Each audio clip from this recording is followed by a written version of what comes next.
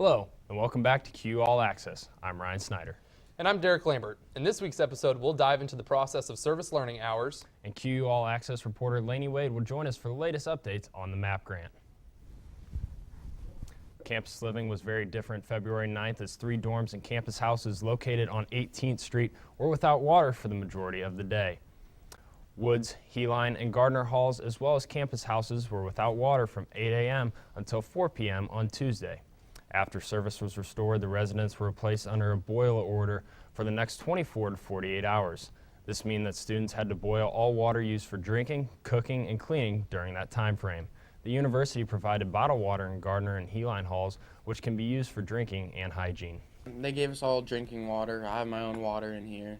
Just had to avoid the water from the water fountains. They gave us all drink. Service is an integral part of student life at Quincy University. So much, in fact, that the university requires a specific number of service hours in order to graduate. QU All Access reporter Evan Powell has more on the story. As a Quincy University student, you are required to complete service learning hours with your attendance. This means that you will follow a path set by St. Francis. These Franciscan Catholic values will mold you during your stay here.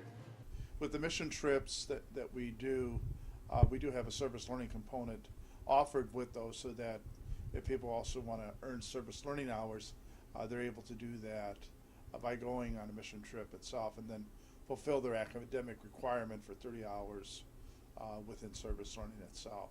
Well, service is an important dimension, I believe, to our life just as a human being, for one, because there's a natural inclination that all of us have to want to help somebody else. For student athletes, getting service hours is even harder because of their busy schedule. Danielle Supernaut has more.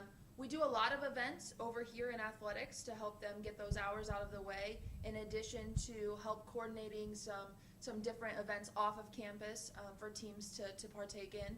And through our Student Athlete Advisory Committee, known as SAC, one of the requirements from them is that each team has to do some sort of service each year, and they take so much more from that than just going out and oftentimes in the events that they do, they take more away from that event than those that they're participating with. Oftentimes your student athletes walk away and say, I took more away from that than probably those kids took away from me. So, I think it's a real positive and a real benefit for them to be involved. For more information on QU service learning hours, please visit Campus Ministry. For QU All Access, I'm Evan Powell. As a Quincy. Also be sure to pick up a copy of the next issue of the Falcon for more information on service learning. Quincy is getting some unwanted publicity thanks to a viral video. CBS and ABC affiliate KHQA's coverage of a recent shooting included a live interview with the shooting victim. The bizarre behavior of the victim caused the interview to go viral and has since gained national attention. The video was posted on KHQA's Facebook page and has received nearly 700,000 views. The video was also posted on KHQA's YouTube page and has more than 1 million views. Q All Access sat down with campus security to discuss the role of security on and around campus. We're a security force here. We're not a sworn police department. We don't have arrest powers. So when we do have issues that are beyond our scope or ability, then we have a great partnership with the Quincy Police Department. They've called me upon occasion for things. If I have issues, I write or call them. Love is in the air with Valentine's Day right around the corner. You never know when true love is around the corner, right here on campus. I looked into a few QU's very own alumni who found love in all the right places. QTV's All Access Program Director Sarah Valkamp's parents met while attending Quincy University. We sat down with them to discuss how they met. He was doing laundry, so we wanted to go see him doing laundry, and so we saw him. They came down and we talked just briefly, yes. Yep. But then we finally met each other when I was a sophomore and she was a junior. I used to always see her going up to get milk in the cafeteria, and I thought she was cute. So I was too nervous to ever talk to her for about a year. And then finally my sophomore year, I got the nerve up to go talk to her. So we met at a house, one of the residence houses on Lynn Street, near the corner of 20th and Lynn. I had just gotten done working at Hy-Vee grocery store as a night stalker. I was working there during when I was going to college, and I got back and I walked down there where everybody was hanging out. And I walked in there and I was talking. She was with her roommate Colleen at the time, and I walked up to him, and started talking to him. That was a year older than me. Like I said, we met when I was a sophomore and she was a junior. When we actually started dating and going out, and then we dated all the way till all the rest of the way through college, and then was engaged for about a year after college, and then we got married in 1991. Yep. Celebrating 25 years in June. Parents of QUTV's Adam Longo also met while attending Quincy University. We sat down with Adam to hear more about how his parents met and what he thinks about Valentine's Day. My parents both attended Quincy University.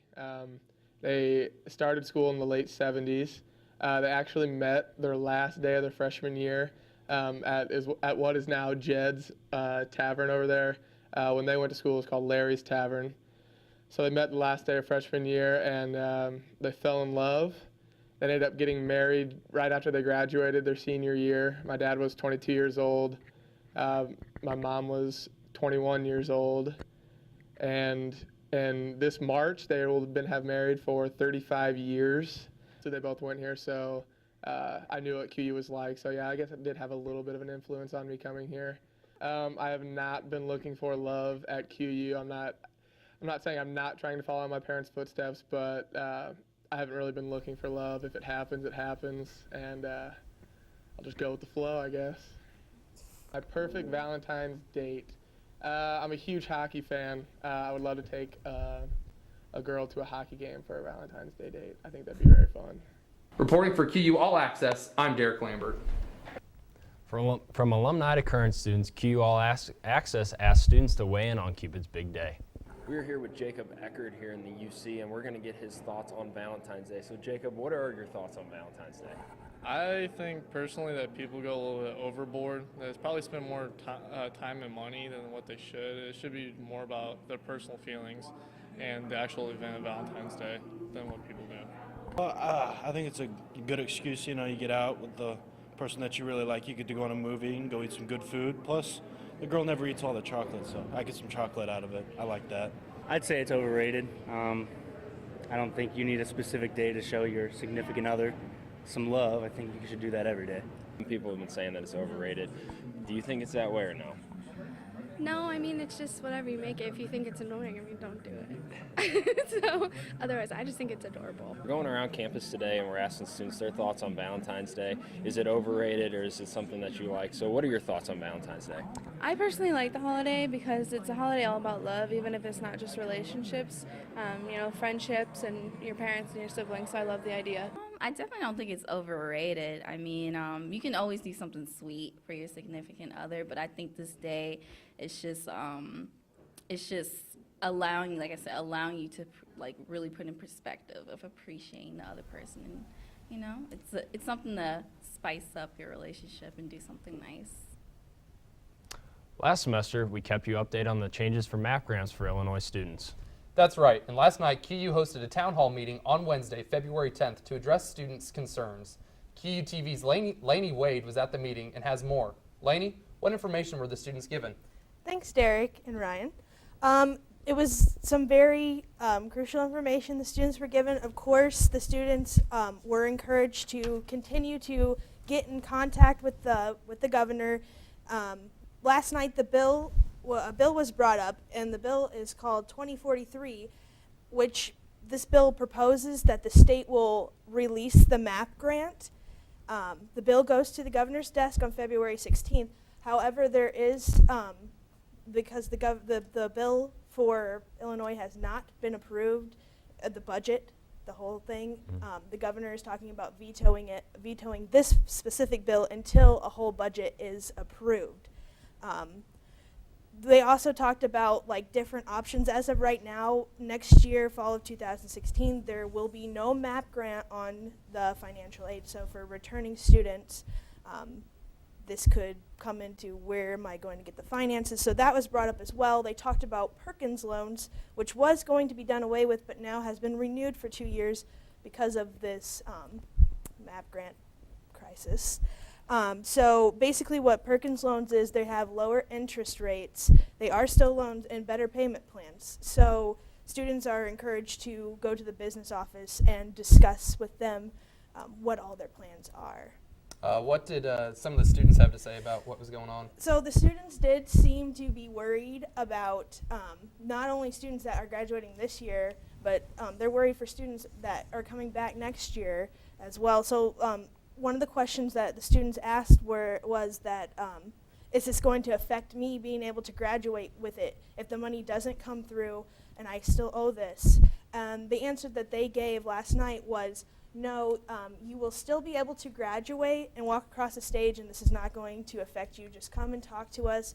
We can set up, payment plans, but no, this will not affect current seniors' graduation, which is very nice. But like I said, they are worried for their friends. But the university is very confident that they can work with students who need help as long as they get into contact with them. And again, like I said, they're encouraging students to contact the government and try to get this bill passed so that people don't have to at least worry about it until fall.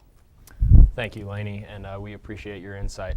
Coming up, we'll take a look at the presidential candidate update of the week. And at how low gas prices may be here to stay. We'll be right back.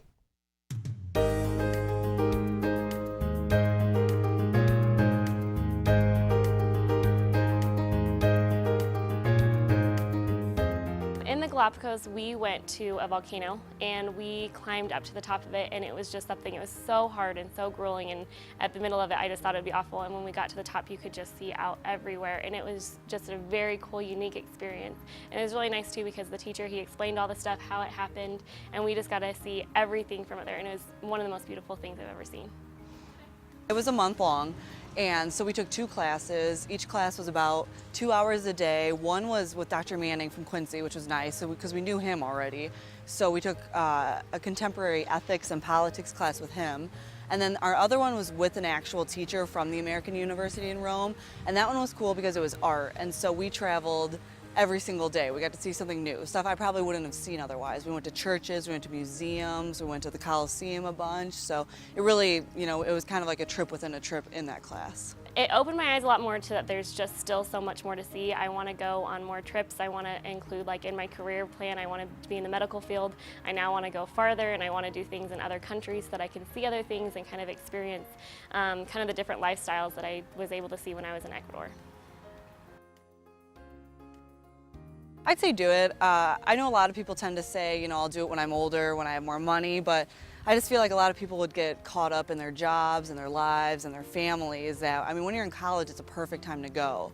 And it's not too expensive. It's totally manageable. You can build it into your loans, or if you can work and pay for it, that sort of thing, just do it now.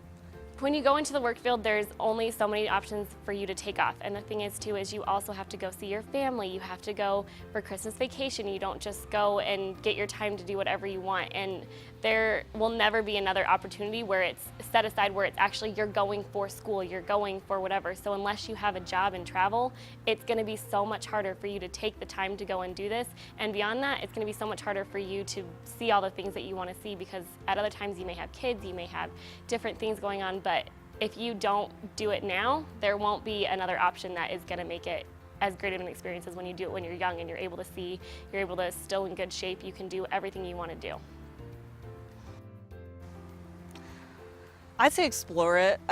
Research into it, look what you can do. You have a whole year ahead of you still, so you don't study for a whole year. I would definitely take the time to do it because it's kind of your last shot for college to do it. It's really eye-opening. You just get to see all these new cultures, and you think there's more than just where I'm from and what I know. There's so much out there, and it kind of just makes you think about a worldview instead of just focus on your life view.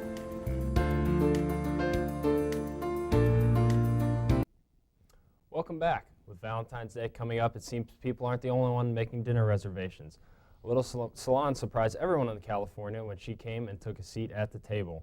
A picture of her sitting at the booth went viral. Experts who took in the pup say she had a whole host of health problems, including being malnourished. A week later, reporter Dominic Garcia updated us on how she's doing. She was right here, man. She was sitting down like this. Service, please. Where's my food? Ever since this little sea pup went viral, we've wanted to know how the heck it went from the ocean to one of San Diego's best views of it. Chef Bernard Guillas thinks he has the answer. She came up just this ramp right over here from the sun, jumped on this platform, went through the hole, and she's small. And she just went boom, boom, boom. Then down a ramp, through a back office, and right into the Marine Room's dining area. I have to tell you, she was very, very smart because she picked up the best table in the house. She jumped right over here, sit down, and then she just went, where's breakfast? Thing is, it probably hadn't eaten in a while. It was malnourished, dehydrated, and had an injured eye. So SeaWorld stepped in to help.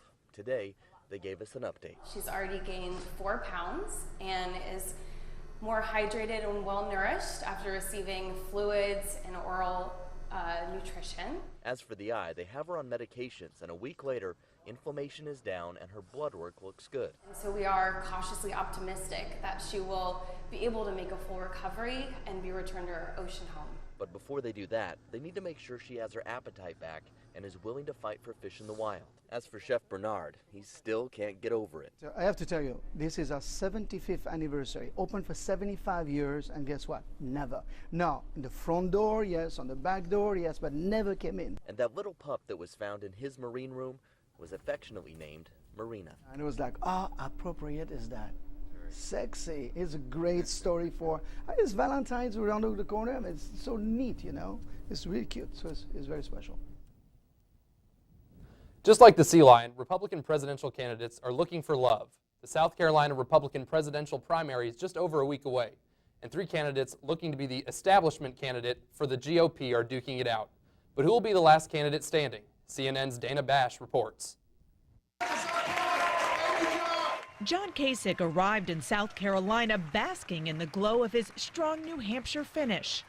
But what I celebrated last night was the army of volunteers who had really delivered the victory. To be sure, Kasich was a distant second behind Donald Trump, but he finished first among Republicans vying for the mainstream mantle, leaving the GOP field even more scrambled and Kasich preparing for political incoming. So I'm not going to be a pincushion or a marshmallow, but I'm also not going to spend my time trying to trash other people.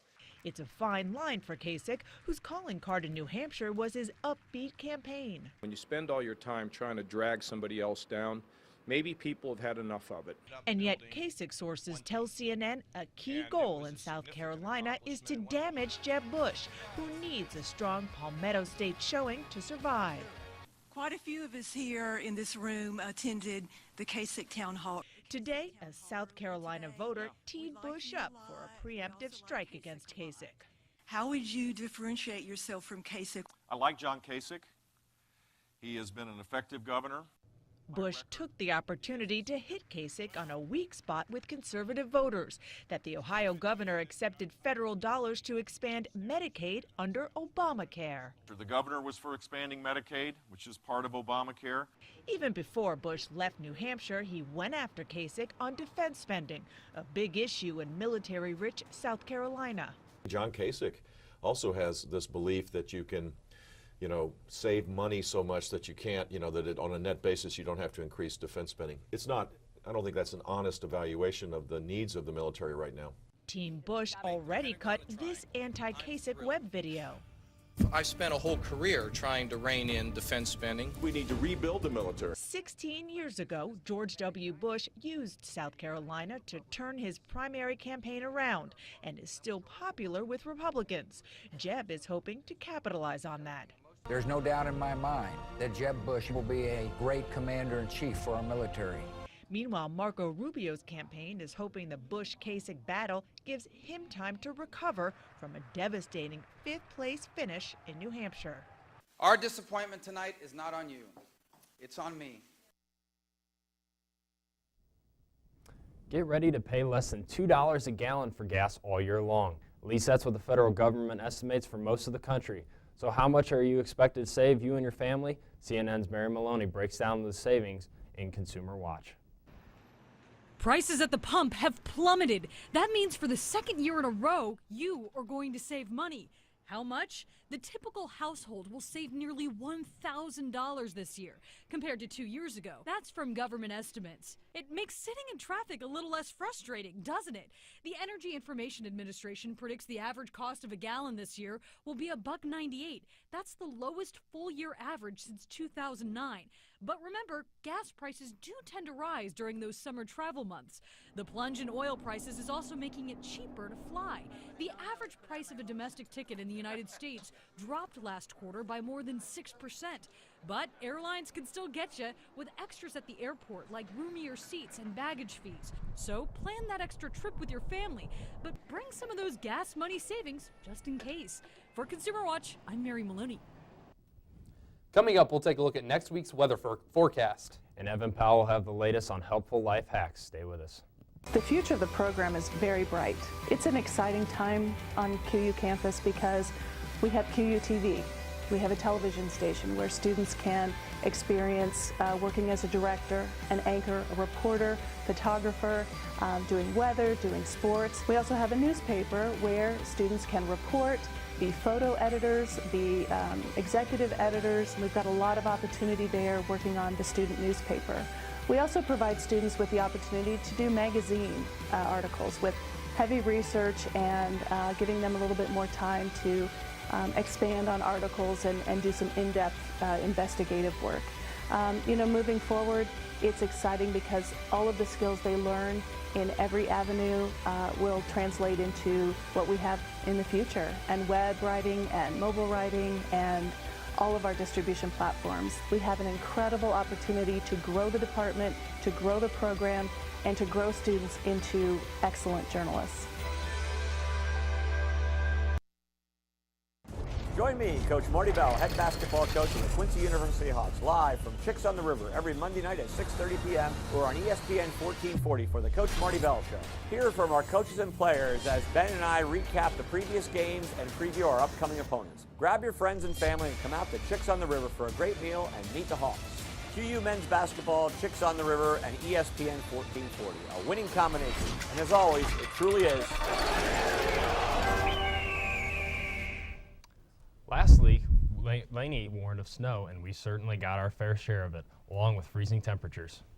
That's right, Ryan. Hopefully next week looks warmer, and now we go to Laney Wade for next week's weather forecast. Laney?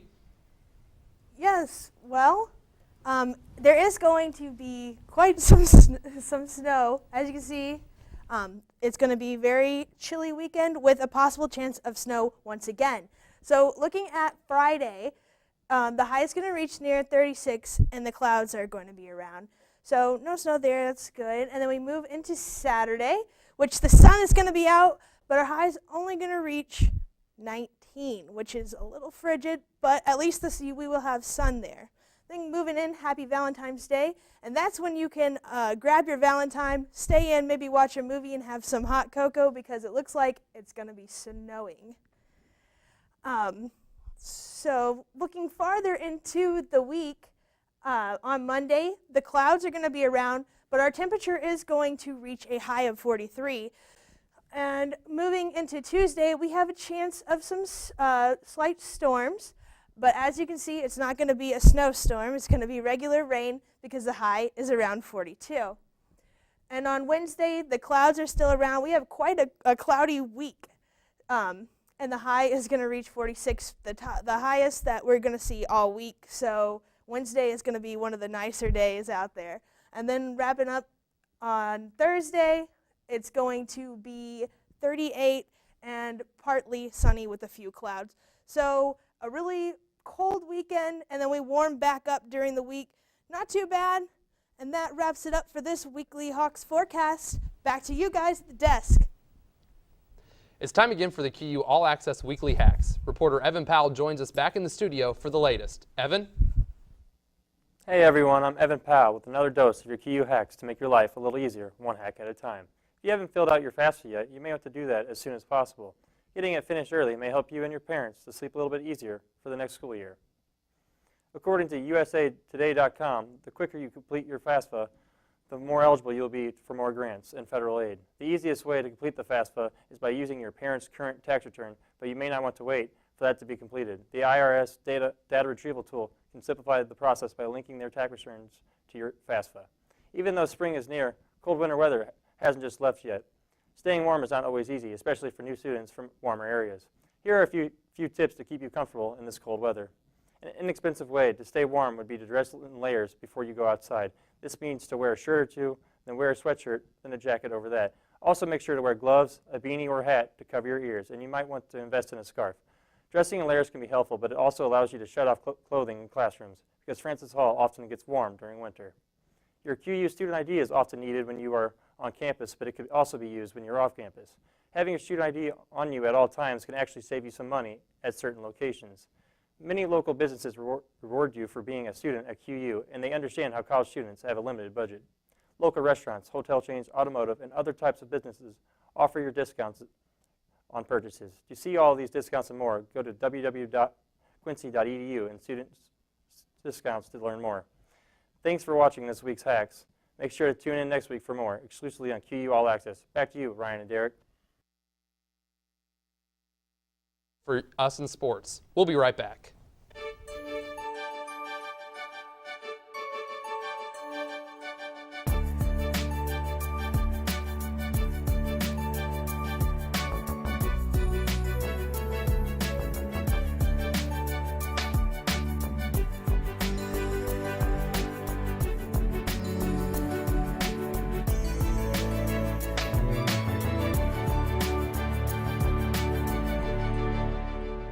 Come support your Quincy University baseball team this season. The Hawks compete in the NCAA Division II Great Lakes Valley Conference. Cheer them on as they play for a conference and national championship. Come see the new renovations at QU Stadium. The turf infield gives the Hawks a great playing surface. Come out and have some fun and support the QU Hawks baseball team this season. For more information on the QU Hawks baseball team, go to QUHawks.com and click on the Sports tab and select Baseball. News on a coaching change. Carly? Thanks, Ryan. The Quincy University tennis team looks to be successful this season, while adjusting to a coaching change as well. Recently hired head tennis coach Brian Holzgraf. With the change in chemistry, concentration, and formula, the Hawks have overcome adversity and have started off their season as positive as they could. The men now 3-2 overall. The change in coaching style is something everyone had to adjust to. It's difficult because we're going through a change of philosophies, really. We had different practice schedules with our old coach, different match philosophies, different weight training and conditioning philosophies, and now we have a new coach who's more oriented with the weightlifting and the conditioning and the stretching and all that. With the change in philosophy, the team still has individual goals that they have set for this season. The goal for this year is to be all GLVC. I've never done that. And especially since I'm playing number one singles this year, I'd really like to be all GLVC just 1 year to kind of cap off my career here. So. The Hawks continue to focus and push forward in order to solidify a spot in the GLVC tournament. The Quincy University baseball team is off to a rockin' start. After the team was ranked first in the preseason, I decided to drop by and get the inside scoop on what that means to the team. The preseason rankings, they don't mean a whole lot. Obviously, it's good recognition because you want to start off the season on the right note. But when it comes to rankings, we really don't worry about them too much because when you step out on the field, they really don't have a whole lot of bearing. The Hawks head to Nashville, Tennessee from February 26th to the 28th to play Trevecca Nazarene, Wayne State, and Walsh. These games will kick off the Hawks season and hopefully be a positive start to what could be an unbelievable year. As for upcoming games, men's volleyball heads to Phoenix, Arizona, February 12th to take on Grand Canyon. Live stream on the GLVC network will begin at 6 p.m. and can be found on the QU Hawks sports page. Men's and women's tennis head to Greenville, Illinois to face off against Greenville College on February 13th. That's all I have for this week for sports. Make sure to tune in next week for another weekly update. Thanks, Carly. Coming up, we'll have our producer pick of the week. Stay with us. Well, my first thought was, Brother Ed has set us up. He's got someone hiding in there. They're getting ready to jump out of the curtain and scare us, but yeah, there was no one else there, and I couldn't explain it. It's just one of those phenomenons. I've always been a skeptic, and I've always thought that there was a rational explanation for all things like that, but being there when that all happened, we didn't have a rational explanation for why that happened.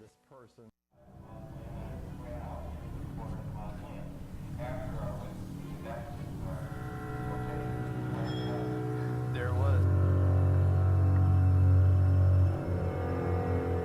Did you hear it? Oh my! Can I?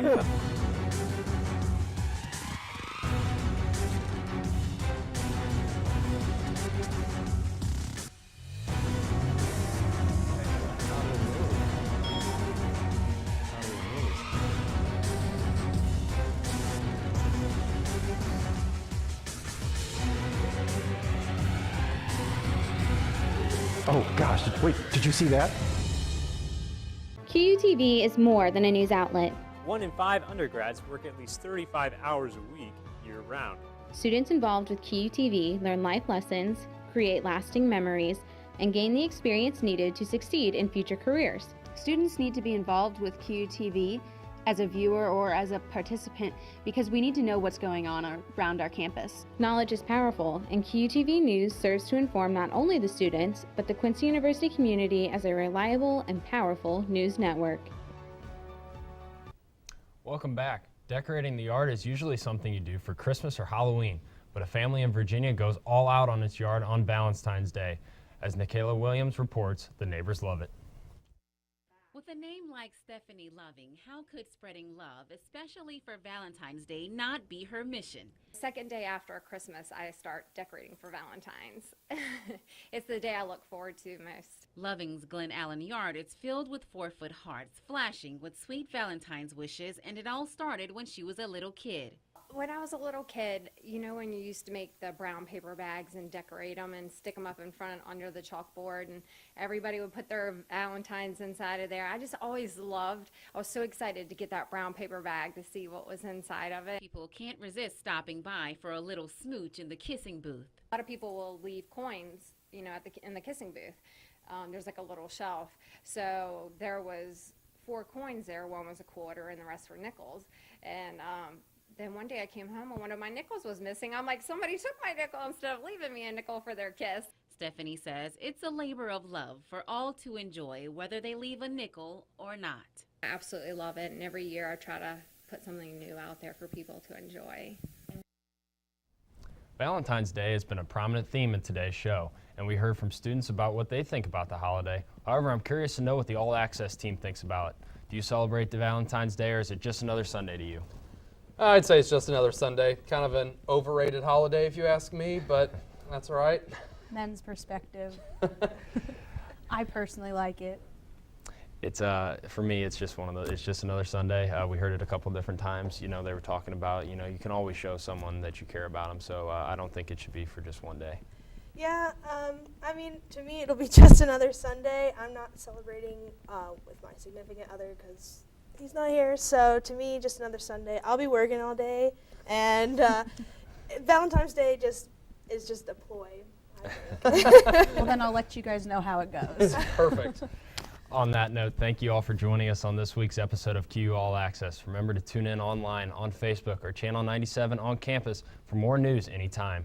For the entire All Access team, I'm Ryan Snyder. And I'm Derek Lambert. Thank you for watching, and we'll see you soon, Hawks.